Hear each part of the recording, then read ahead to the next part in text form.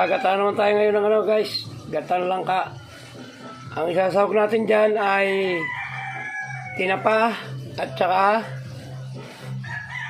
ayan, paanang manok, chicken feet guys. At hindi pa talaga tayo pwede sa mga seafoods at sa mapupula. Baka gumapang na naman tayo guys. Nakasumpong yung rayuma natin. Ayan, papalambutan na natin pareho yan guys. Tatakpan na natin. Ito rin, ay papalambutan na rin natin. Nakalagay dito guys yung yung padalawang gata niya. Yung nakalagay dyan. Kaya papalambutan natin pareho. Mas matagal malambot yung yung pinaghiwalay ko. Hindi pwedeng kasama yan. Malalabog yung langka natin. So ayan, abang-abang lang guys. Kaya lagay, medyo pa yan, medyo matigas pa. Gusto ko yan yung malambot na malambot at wala na tayong ngipin. Ayan, kaunti pang laga. Ito, patuyo na itong isa. Gigisahin pa naman natin yan mamaya guys. Lalagyan natin ng pinakatunay na gata. Ayan. Palambutin pa natin na kaunti. Okay na ito guys, tuyo na ito.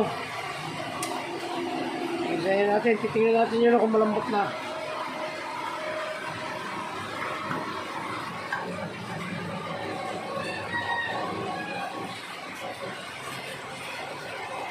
Okay na, malambot na rin. Gigisahin natin guys. Gigisahin natin guys. Dati hindi ko ginigisa ito, kaya lang ay paanong manok yung ikakasawag natin, kaya gigisahin natin. Medyo may lansa din kasi yan. Dahil siya na kayo, wala pang buong si Silario. Naubos na.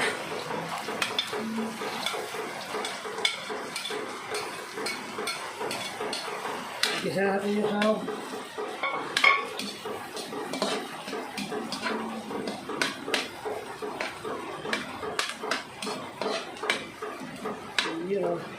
Hindi na natin isasama yung sabaw guys. Para hindi malangsa. Yun.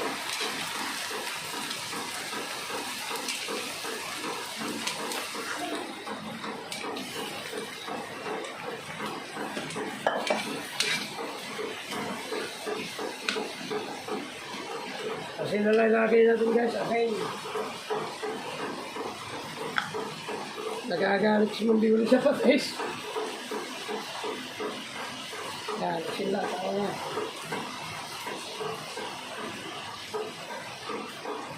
Tama natin guys yan yung tinapa para lumasa na rin.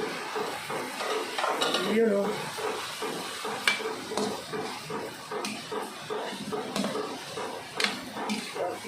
Pekos lang yan guys.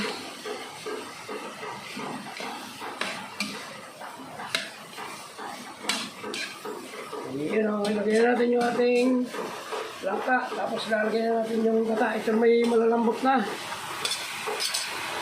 Tuyo na nga ito. Tatlong nyug itong gagamitin ko guys. Kalahating kilo lang ito niluto ko. Kalahating kilo yung parang manok. Kalahating kilo din yung langka. Kaya lalagyan natin yung gata.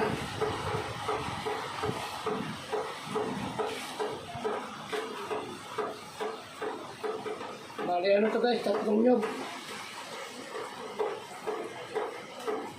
Hindi na natin tatakpan yan para hindi magbuo-buo yung sabaw. Siyempre, lalagyan natin yun ng bitchin. At tatlong paminta. Pagtulong sa sanghang, napakamahal na sili. 4 na pisong isa. Tapos si kalilit-lit, 4 na pisong isa. Yun o. Tatlong paminta.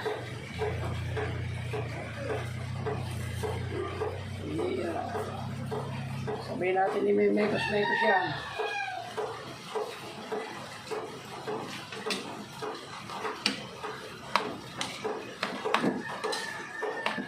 Yun o. may tsura niya guys. Mukhang masarap, di ba? Kaya lang natin siyang matuyo para maglatik-latik yan. Okay. Tignan natin guys.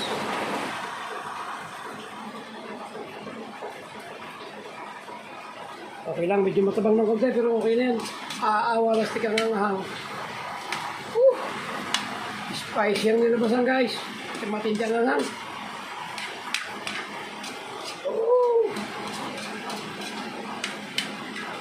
Yan. Tuyo-tuyo na natin guys. Mamaya natin tatakpan yan pagka yung luto na talaga siya. Yung hinango ko na. Patuyuin pa natin para maglangis yung ano niya. Inaalang natin apoy para maglangis yung sabaw niya. Mas masarap yung naglalatik-latik. Tapos medyo haluin natin na konti. Uy. Malapit na guys. Masarap siya. Kaya may papatayin natin ito. Kaya hindi masyadong matuyo, baka magtutol. Kaya may kaunti pa guys.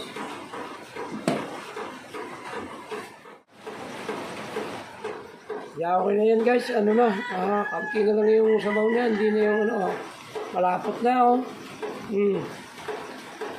Baka magtutong naman, masama naman pag nang magtutong.